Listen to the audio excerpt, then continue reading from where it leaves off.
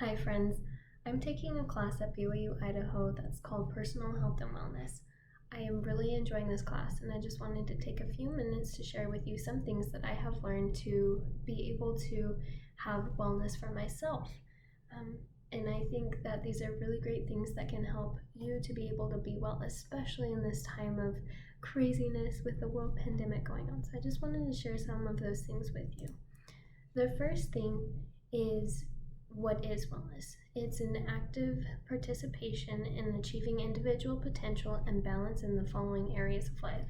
So the following areas of life are emotional, spiritual, intellectual, social, and physical. So to be able to be emotionally well, or how to know if somebody's emotionally well, they will have a strong sense of self. So they know who they are and they understand their divine nature. They are generally happy people. They have ups and downs, but are aware of it and strive to be happy. They have regular face-to-face interactions as much as you can. We should be striving for this, right?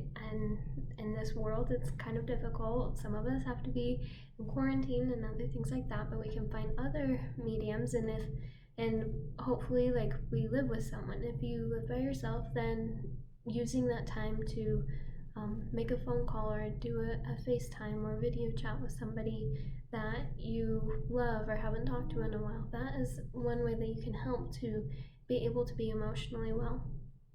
A person who is emotionally well understands and controls their emotions.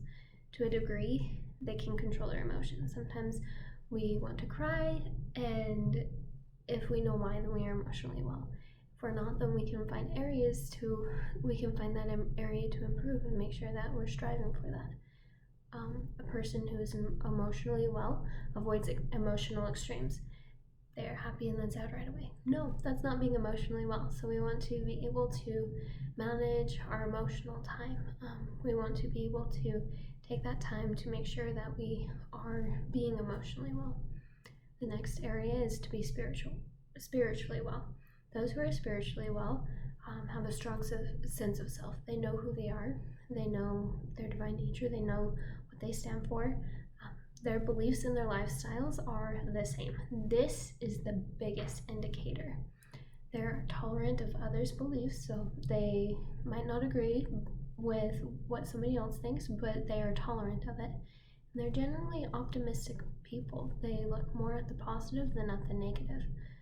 People who are spiritually well, they have a strong set of personal values and feel very little guilt.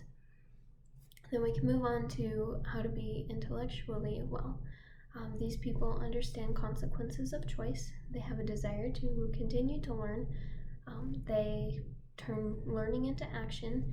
They learn from everyone and every experience, and they have good communication skills. So those are some areas that you can look at to see how you're doing with that and to be intellectually well. The next area is to be socially well. To be socially well, people are comfortable with themselves. They embrace who they are and they love it. They're open to social opportunities, so they're not going to be closed off. They're going to want to be social sometimes, but it's okay to just have a small group or a large group. They function well in small and large group settings. Those are the people that are socially well. To be socially well involves they're involved in larger social issues. They want to be involved and they try to be involved to be able to help others, and they maintain meaningful relationships. So those are the 5 areas on where you can know where you're at if you're socially well. And last but not least is to be physically well. To be physically well, these people live an active lifestyle. They make positive food choices. They have positive sleep patterns. They have good personal hygiene. They manage their personal safety. So people who are striving to be physically well, these are the areas that they're working on. And I just want to share a quote with you by Renee Peterson Trudeau. I think it's how you say her name. It's Trudeau.